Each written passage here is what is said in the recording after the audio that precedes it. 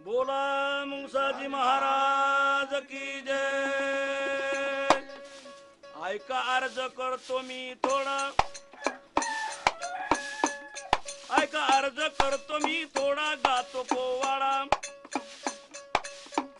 जीवाचा रे धडा झुंजायाचा, जीवाचा रे धडा झुंजायाचा, मार्ग काढती विचाराचा हो जी जी जी, मार्ग काढती विचाराचा हो जी जी, मार्ग काढती विचाराचा हो जी जी। हे पहिलं वरून पाणी जसा वरचा कोसळला ना, वरची जमीन दिवत दिवत हिच्यात फुटलं, त्याच्यातलं फुटलं, त्याच्यातलं फुटलं, त्याच्यात का गेलं नदीना खाली. मग काय येणार खडको, काय पीक येणार आहे का?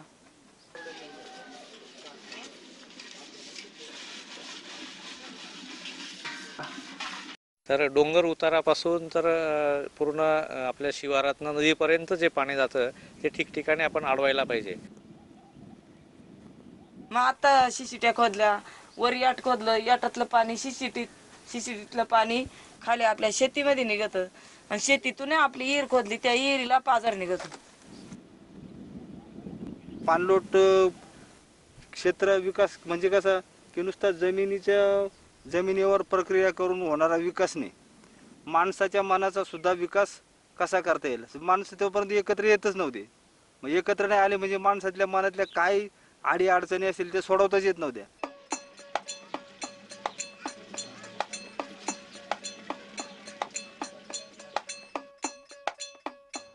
कोणत्याही देशाची समृद्धी आणि विकास त्या देशाच्या नागरिकांवर अवलंबून असते. गावाचा विकास होतो स्थानिक संपत्तीच्या सामूहिक नियंत्रणातून. गावाच्या प्राथमिक गरजा भागवण्यासाठी एक व्यवस्था उभी करणं आवश्यक आहे, ज्यात लोक एकजुटीनं काम करतील. या प्रक्रियेत प्रत्येक पातळीवर लोकांची भागीदारी होऊन गावकऱ्यांचे सशक्तीकरण सुरू होते.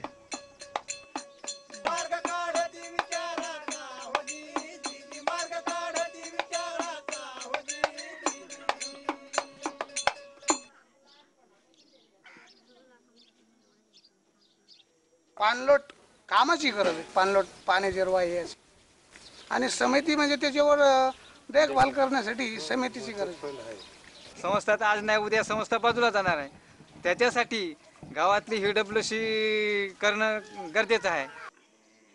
आपल्या देशात गावाच्या विकासाकरता ग्रामपंचायतीला वैधानिक मान्यता, गावकऱ्यांचा पाठिंबा आणि सरकारी मदत उपलब्ध आहे. पण कधी कधी ही पंचायत देखील लोकांच्या गरजा पुऱ्या करताना तोकडी पडते. अशा वेळी लोकांना या व्यवस्थेत बदल करण्याची गरज भासते. ग्रामपंचायत ही एक शासकीय संस्था आहे, त्याला कोणताही काम स्वतंत्रपणे किंवा निर्भयपणे करता येणार नाही. आणि आपली HWCचे जे संस्थेचं आपल्या मर्यादित जे काम आहे, आपल्या गावकरी लोकांना सगळ्याला विश्वासात घेऊन हे आपला निर्णय आपण स्वतः घेऊ शकतो. पंचायत मध्ये काय झालं, स्वराज ही भावना राहिली, राजकारणाची भावना झाली. पंचायत मध्ये सेवाभाव हा उद्देश राहिलाच नाही. सेवाभाव चालतच नाही. पंचायत म्हणजे राजकारणाची पहिली शाळा. वन संरक्षणासाठी राजकारण का आडवं येतं, काही या पार्टीचे गुरुचरण करतात, काही त्या पार्टीचे गुरु चारतात, मग त्याच्यामुळे राजकारण येतो. हा माझा, याला माफ करून द्या, हा माझा, हा माफ करून द्या.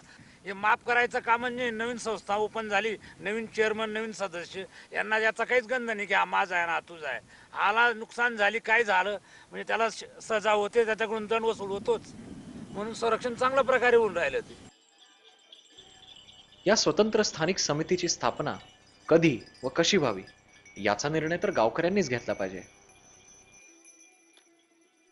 5-6 महिन्यानंतर तरी पाणलोट समितीची रचना व्हायला पाहिजे, कारण की जो कार्यक्रम आपल्या गावात संस्थेमार्फत येतो तो सर्वांना समजायला पाहिजे, त्यानंतरच ते समितीची निर्मिती व्हायला पाहिजे.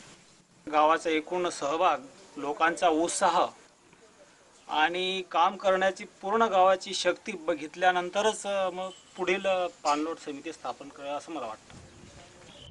या समितीचे सदस्य कोण, त्यांचे विशेष गुण काय, त्यांना निवडण्याची प्रक्रिया कशी असावी, तसेच स्थापनेनंतर समितीची योग्य तो देखरेख, या सर्व गोष्टी आधीच ठरवणे आवश्यक आहे.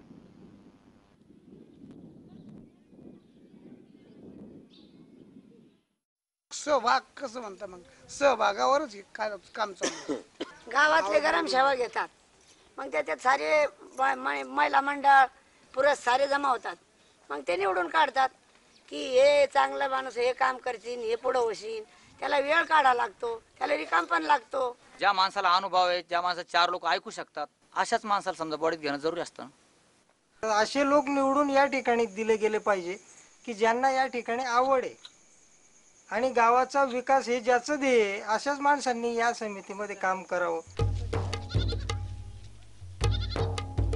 गावात विभिन्न सामाजिक व आर्थिक स्तरावरचे लोक एकोप्याने राहत असले तरी नेतृत्व मात्र काही मोजक्या लोकांच्याच हाती राहतं. अशा परिस्थितीत गावातील प्रत्येक वर्गाला प्रतिनिधित्व मिळावं यासाठी सुरुवातीपासूनच प्रयत्न करायला हवा. समजा एकाच समाजाचे लोक जर कधी सदस्य बनवले असते तर याच्यामध्ये दुसरंच काहीतरी भांडणं तक्रारी किंवा काही भ्रष्टाचाराचा पण येऊ शकतो. त्या करताना प्रत्येक समाजाचा एक एक माणूस किंवा प्रत्येक गल्लीचा एक एक माणूस घेतलेला आहे.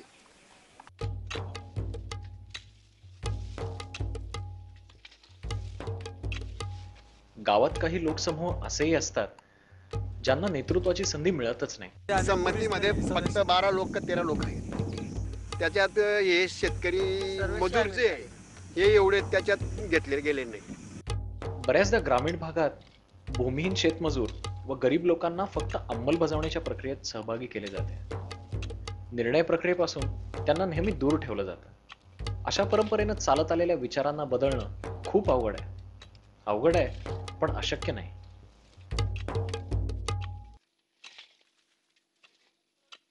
जो कार्यकर्ता आहे पुढे त्यांना ते घ्यावाच लागतो ना. गरीब आणि श्रीमंत याच्यात काय आलं, गावामध्ये असल्यावर साऱ्याला समान ठेवणं लागतो ना. मी हो ना, मला जमीन नाही, मी दुसऱ्याची जमीन हे करतो, स्वतःची जमीन नाही. आता मला तर यायनच घेतलंच. मी एक गरीब घराण्यातला आहे तरी पण सुद्धा माझ्या गावाने मला या पाणलोटामधून निवडून एक अध्यक्ष पद म्हणून संधी दिलेलं आहे.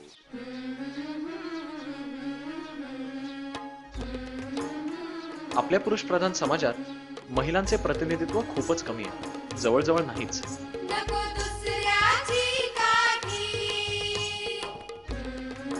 महिलांना सहभागी करून घ्यायचा असेल तर त्यांना घराच्या 4 भिंतीमधून बाहेर आणून बरोबर घेतलं पाहिजे.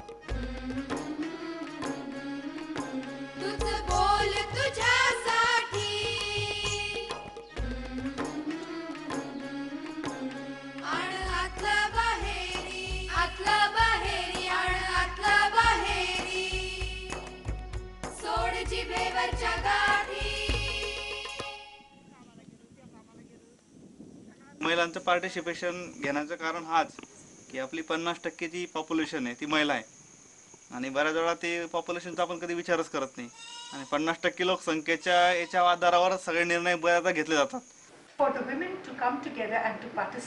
महिलांनी पाणलोट विकासात सक्रिय सहभाग घेण्याआधी एकत्र येऊन स्वतःची काम करण्याची क्षमता ओळखण्याची गरज आहे. ही काही आपोआप घडणारी गोष्ट नाही. महिलांची क्षमता वाढवण्यासाठीचे पहिले पाऊल आहे शेजार पाजारातील महिलांनी एकत्र येऊन उभा केलेला स्वसहाय्य गट. महिलांचे व्यवस्थापन कौशल्य आणि नेतृत्व गुण वाढवण्यासाठी हा स्वसहाय्य गट एक साधन आहे. पहिली मग जे आपल्याला चुलीपासून असं बाहेर आपण जाता येत नव्हतं. आता आपण कुठं मीटिंग असली, जा ह्या गावाला मेळावं, जा त्या गावाला मेळावं, आज इडे मीटिंग आहे, उद्या तिडे मीटिंग आहे, म्हणजे तिडे आपण जाऊ शकतो ना. अशा वाड्या वाड्या जर निवडला आपण म्हणलंच होतं ना, का इटच पाहिजे म्हणजे सगळ्यांचे. आपण काय करतो, गाव सुधरवायच्या बागला. एकत्र आलेल्या महिलांचा हा गट पुढे जाऊन सबंध गावाच्या स्तरावर काम करू शकेल. महिलांनी यासाठी आपली एक संघटना संयुक्त महिला समिती उभी करावी. या एकजुटीमुळे गावाच्या सामाजिक समस्या गावासमोर मांडायला त्यांना धीर मिळेल, तसंच गावात त्यांना सन्मानही वाढेल. गावाचा सगळा म्हणून आपण काम केलंय ना. ज्याप्रमाणे गावामध्ये पाणलोट समिती आहे त्याचप्रमाणे गावामध्ये एक संयुक्त महिला समिती तयार झालेली आहे की गावामध्ये जे काही सामाजिक प्रश्न असतील आणि विशेष करून महिलांचे जे काही प्रश्न असतील तर ते संयुक्त महिला समितीच्या मार्फत सोडवले जातील.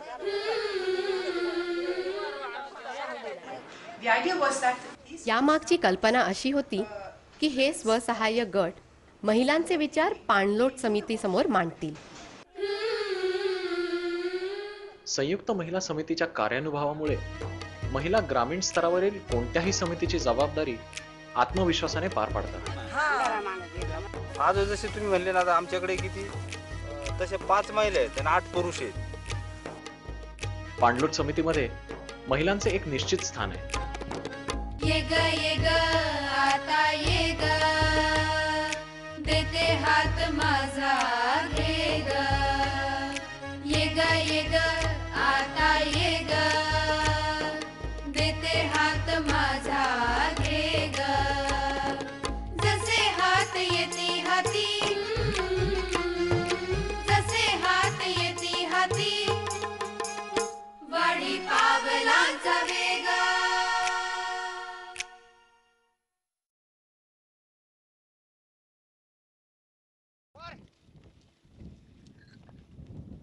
कोणत्याही समितीची भूमिका आणि जबाबदारी गावचा विकास लक्षात घेऊनच ठरवली पाहिजे। पाणलोट समितीच्या सदस्याची पहिली जर जबाबदारी असेल तर ती पूर्ण गावच्या लोकांचं मन जिंकून समजायला एका याच्यामध्ये आणणं आणि समोरच्या कामाला समजायनं सुरळीत असं हे एका एकोप्यानं त्याला जिव्हाळ्यानं काम करणं हेच त्याचं महत्त्वाचं। बाकी मग इतर तर मग चरईबंदी आली, कुऱ्हाडबंदी आली, देखभाल निधीचं हे तर पुढचं पुष्कळशी असे कामं। चराईबंदी आणि कुऱ्हाडबंदी या दोनच गोष्टी जर केल्यात तर पाण्याची पातळी, जंगलाची वाढ होऊन पाण्याची आपले जे पातळी खाली गेलेली ती वर येते। जबाबदारी मुख्य ही की संरक्षणाची। या पाणलोट समितीची मासिक सभा 11/4/2003 वेळ 3:10 वाजता खालील विषयावर चर्चा करण्यासाठी घेण्यात येत आहे। सार्वजनिक कामात सर्वात तडजोड होते ती पैशाच्या व्यवहारात। सर्व व्यवहार पारदर्शक असेल तरच कामावर लोकांचा विश्वास बसेल। पाणलोट कमिटीमध्ये अध्यक्ष आणि सचिव आणि त्यांच्याकडे सगळा लेखी हिशोब असतो आणि पुन्हा महिन्याला समजा कामाचा किती खर्च आला, पैसा किती आणायचा, काय करायचा याचा निर्णय घेण्यासाठी पुन्हा दर महिन्याला मीटिंग घ्यायची। त्या मीटिंगमध्ये सगळ्याला वाचून दाखवायचं की बा आतापर्यंत इतका खर्च आला। आपली पात्रता प्रत्येक हिशोब दाखवण्याची पाहिजे, दाखवण्याची असल्यानंतर गैरसमज व्हायचं कारणच नाही। चोरून गपचिप करायचं आणि बाजूला बसायचं कसं जमा? मग लोक तर उद्या खेटर मारते ना सगळ्यालाच। कोणतीही समिती असो तिच्या सदस्यांवर गावकऱ्यांचा विश्वास असतो, पण जर पैशाचा व्यवहार मोजक्या लोकांच्या हातात राहिला तर समितीचे भवितव्य धोक्यात येऊ शकते। जवळजवळ 25 ते 30 वर्षापासून सगळा व्यवहार त्याच्याकडे आणि दुसऱ्या माणसाची हिंमत बी नाही कोणी व्यवहार करायची किंवा नको आपल्या मागे चंड राहतात, कुठं बसतात त्या कटकटी करीत बरं करतो। पण आता आम्हीच उभा केलं हे सगळं, हे सगळे खटाटोप आम्हीच केला, हे केलं। आता त्याला तरी कसं सोडता येईल का? मध्ये सोडून दिलं तर कसं होईल? समिती बनवताना हे नक्की केलं पाहिजे की नवीन पदाधिकारी कधी व कसे निवडावे। नियम त्याला आतापर्यंत नाही केले, आता करू पुन्हा, आता सगळ्यांनी ठरवा ना, काय तरी फरक पडणार आहे। 5 वर्षाने हे बदललेच पाहिजे, असा नियम करू नये असं मला वाटतं। 5 वर्ष झालेले समजा तर बदलून घेऊ, समितीला बदलायला काय लागतं? बदल सदल आला म्हणजे राजकारण आलं, मग हा नको तो पाहिजे, हा माझा तो त्याचा, असं होऊ नये। त्यामुळे आहे त्या स्थितीमध्ये जितकं ओढता येईल तेवढं करणं केव्हाही चांगलं। समितीच्या कार्यकाळाबद्दल इतकी मतं आहेत की तो निश्चित तर करायलाच हवा। समितीचे नियम आणि कार्यप्रणाली जर पाळले गेली नाही तर निर्माण होणारे वादविवाद कसे सोडवायचे यावरही समिती स्थापन करतानाच विचार व्हायला हवा। आमचं काम चुकल किंवा आम्ही कामात कुचरायपणा करू किंवा आम्ही बदलून टाकू। अनियमित जे सदस्य असतील त्या सदस्यांना पाणलोट समिती एक ठराव करते, ग्रामसभेपुढे तो ठराव मांडला जातो आणि त्याच्यामधनं ते सदस्य वगळले जातात आणि त्याच्या बदल्यात जे काय ऍक्टिव्ह सदस्य असतील त्यांना घेतलं जातं। आणि अशी प्रक्रिया याच्या आधी झालेली, म्हणजे किमान आतापर्यंत जे काही सुरुवातीला सदस्य झाले होते त्यातनं 3 ते 4 सदस्य हे वगळले गेलेले, त्याच्या बदल्यात काही सदस्य नवीन आलेले आहेत। म्हणजे ती प्रक्रिया सुरू आहे त्या समाजातलंच। उदाल ए उदाल नीचा उतार, फटकीन उतार, भागतोय। जर गावकरी आणि समितीमध्ये काही मतभेद झाले तर त्याचे निराकरण समितीनेच केले पाहिजे। चराई बंदीवरून आता जनावर गेले म्हणजे तो धरले गेले, तो जनावराला म्हणतो की माझे त्या ह्याच्यामध्ये जनावर नव्हते आणि धरणार म्हणतो की त्याच्यामध्ये होतं, थोडंसं तणाव निर्माण होतो आणि पुन्हा सारे मिळून त्याला पुन्हा शांत करून देतात, म्हणजे मिटून घेतात की बा याच्या पुढं तू असं वागू नको.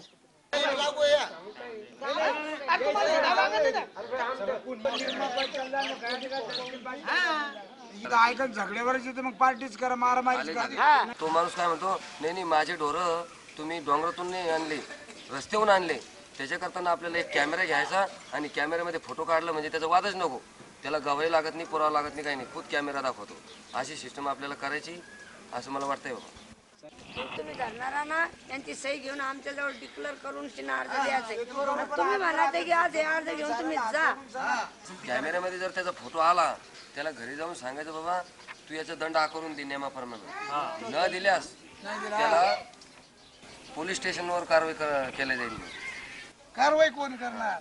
कारवाई म्हणजे आपल्या समितीनंच करायला पाहिजे, ती पूर्ण समितीने, दुसरं कोण करणार आहे? चौकुनी माळाचे तट मार्ग नाही नीट वाट बिकट. गावाच्या विकासात अनेक सेवाभावी समितींचा वाटा असतो. जर या विभिन्न समित्या एकत्र झाल्या तर गावाची प्रगती नक्कीच होईल.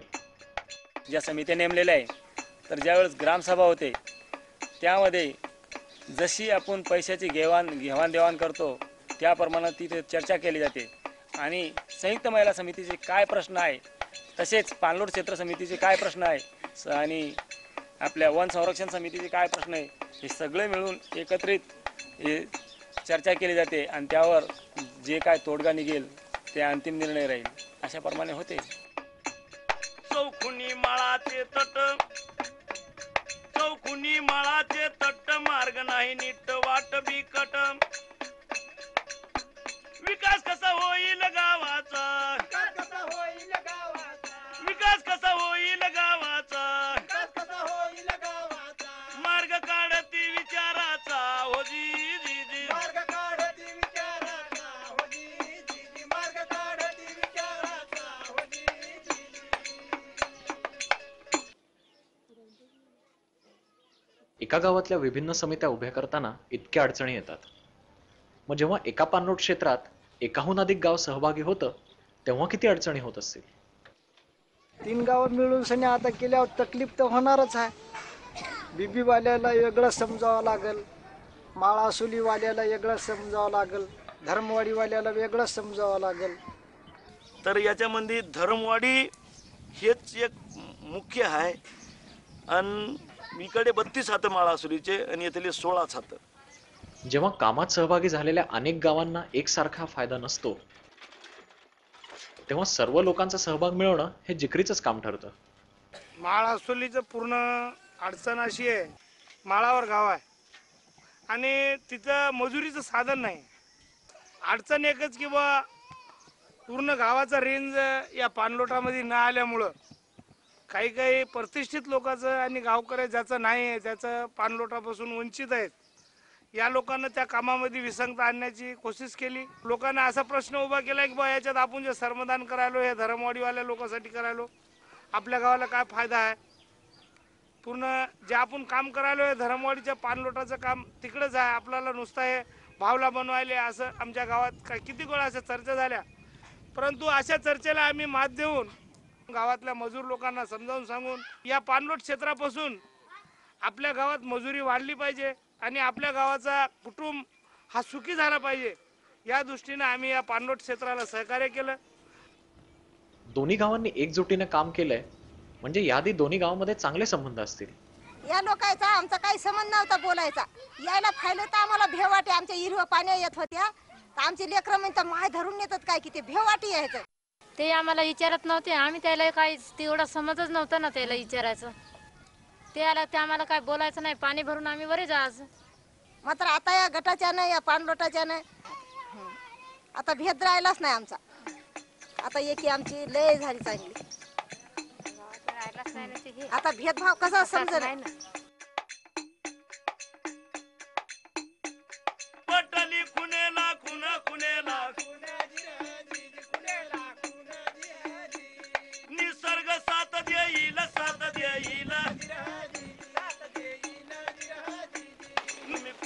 बंदी करून तशी तराई बंदी करून तुम्ही झाडे करा जतन निसर्ग साथ देईल निसर्ग साथ देईल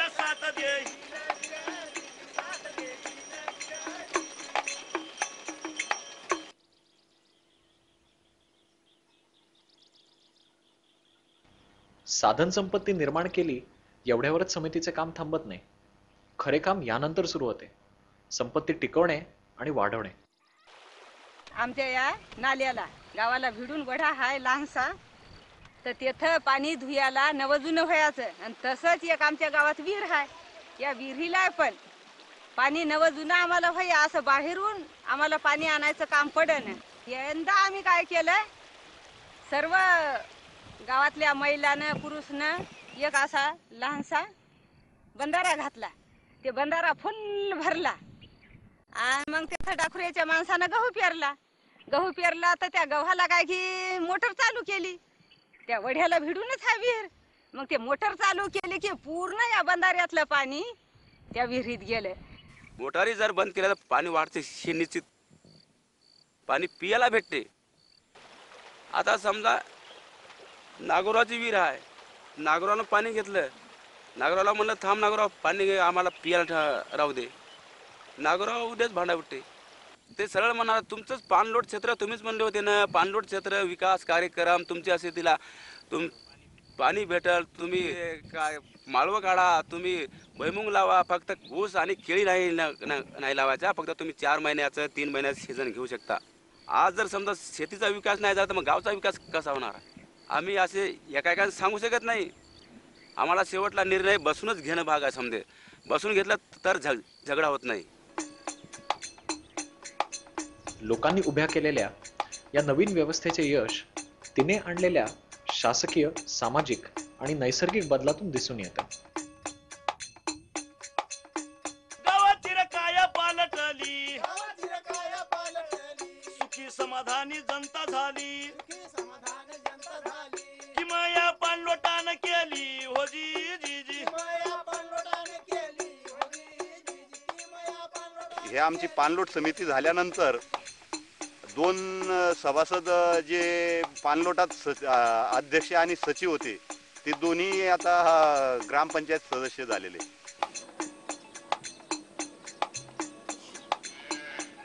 आम्ही बऱ्याच प्रकारचे सक्षम झालो की आम्ही कुठल्या ऑफिसला कोणत्या अधिकाऱ्याला आमच्या आडी अडचणी आम्ही सांगू शकतो. पुढे काय झालं म्हणा,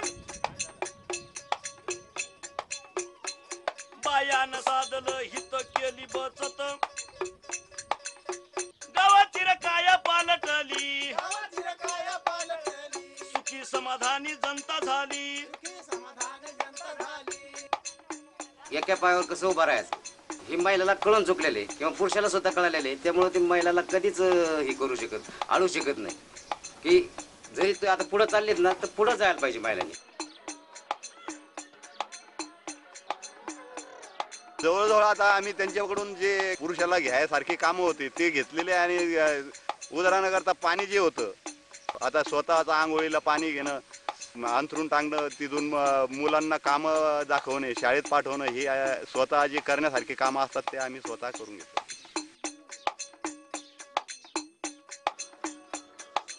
आम्ही दरवर्षी 4 महिने 8 महिने बाहेर जायचो. आता जर हे काम चालू झालेलं आहे तर म्हणून तर महिन्यामध्ये पूर्ण महिना मजुरी मिळते. कुस झाले मजूर दार जिरा जी, कुस झाले मजूर दार मागच्या वर्षापासून जी गावाजवळ जी विहीर होती यांना पाणी प्यायला पण नव्हतं. या कामामध्ये तेवढं पाणी साठलेलं गेलेलं आहे, त्याच्यामुळे ती विहिरीला पाणी आलेलं आहे.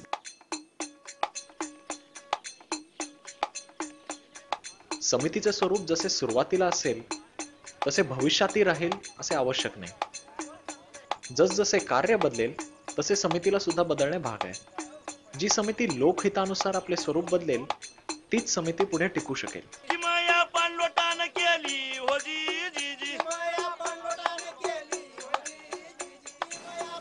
When people in the villages जेव्हा गावकरी जागृत होऊन आपल्या परिसरातील नैसर्गिक साधन संपत्तीची पुनर्निर्मिती करण्याची जबाबदारी घेतील, तेव्हा आपल्याला खात्री पटेल की आपले प्रयत्न यशस्वी झाले. त्या अर्थानं अजून आपल्याला बराच लांबचा पल्ला गाठायचा आहे.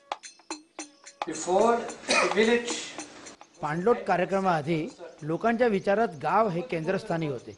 गावकरी फक्त गावापुरताच विचार करीत होते. पण पाणलोट कार्यक्रमामुळे लोकांची दृष्टी विस्तारली आहे. ती आता पाणलोटच नव्हे तर संपूर्ण पर्यावरणाचा विचार करू शकतात. जेव्हा गावकरी आपल्या गावाच्या विकासाची जबाबदारी स्वतःच्या हातात घेतील, तेव्हाच खऱ्या अर्थाने स्वराज्याची कल्पना साकार होईल.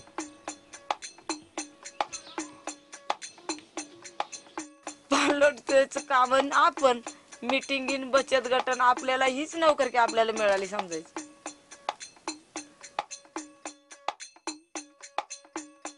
की नदीला जर एखादी धार पडलेली असली तर ती सहसा तिचा प्रवाह बदलत नाही, ती त्याच धारेने सतत वाहत राहते. तशा प्रकारचं ही एकदा जी लाईन बांधली जाईल याच्यामध्ये कुठलाही फरक पडणार नाही.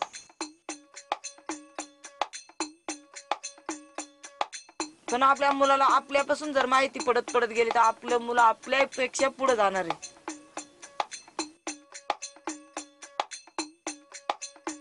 गावातील काया पालटली, सुखी समाधानी जनता झाली, किमया पाणलोटान केली होजी